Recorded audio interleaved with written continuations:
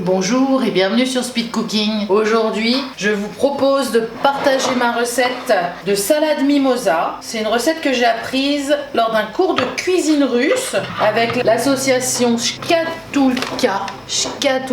N'hésitez pas à leur faire un petit coucou. Et donc, c'est une spéciale dédicace pour Benoît qui se reconnaîtra. Donc, regardez cette jolie salade qui sent bon le printemps. Une salade toute en fraîcheur, pleine de légumes. Retrouvez la recette tout de suite et les ingrédients dans la liste en bas, dans la description en bas. Donc nous allons commencer par faire cuire nos pommes de terre et nos carottes dans le four. Donc pour ça, très simple, je mets mes pommes de terre et mes carottes au fond de la cuve. Je rajoute 200 g d'eau.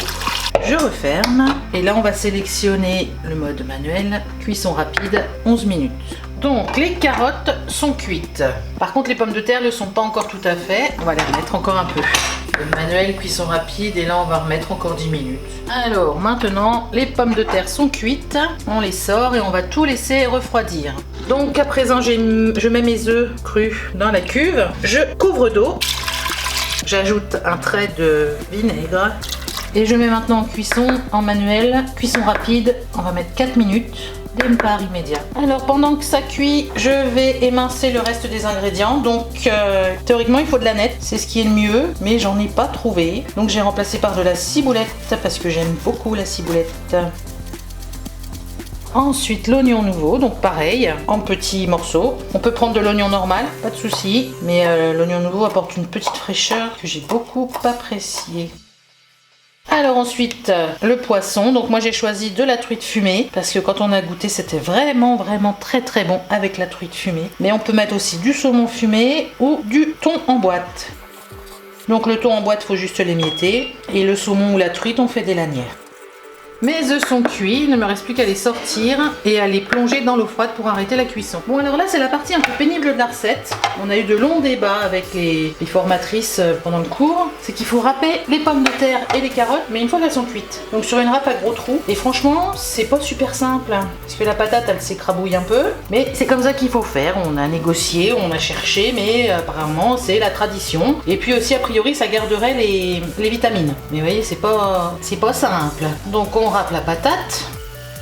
Donc ça c'est déjà tout en petits morceaux, c'est comme si c'était râpé. Alors même punition avec les carottes. C'est vraiment pas facile. En fait j'appuie la carotte comme ça avec 2 doigts et j'essaie de la faire passer.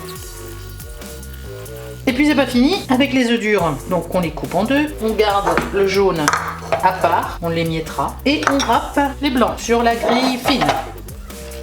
Au début tout va bien. Bon là je comprends plus la démarche parce que ça nous fait des jolis petits filaments qui seront très décoratifs. Pour ce qui est des jaunes d'œufs, on les écrase allègrement à l'aide d'une fourchette. Donc je vais monter ma salade à l'envers parce que comme ça je vais la démouler et ce sera joli, on verra les épaisseurs. Donc pour ça je couvre un plat de film alimentaire qui va aider au démoulage. Donc je commence par la fin. Les miettes de jaune d'œuf. La nette, mais moi j'en ai pas, donc de la ciboulette.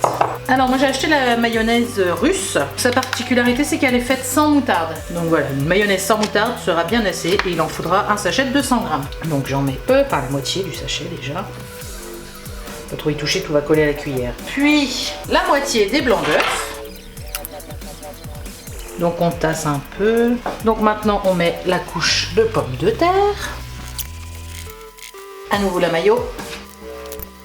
Nos carottes, le reste de mayonnaise, le reste de blanc d'œuf, on ajoute l'oignon nouveau et enfin le poisson. Donc soit une couche de thon, soit les lanières de truite ou de saumon. On recouvre du film et on va laisser reposer au frais. Donc maintenant on va démouler notre belle salade d'un coup sec. Parfait. Donc essayez de viser juste, parce que là je suis un peu au bord d'un côté. On rajoute un petit peu d'herbe, c'est plus joli. Et notre salade mimosa est prête à déguster. J'espère que la salade mimosa, une recette russe, vous a plu. Partagez un maximum, laissez un commentaire et abonnez-vous. A bientôt sur Speed Cooking.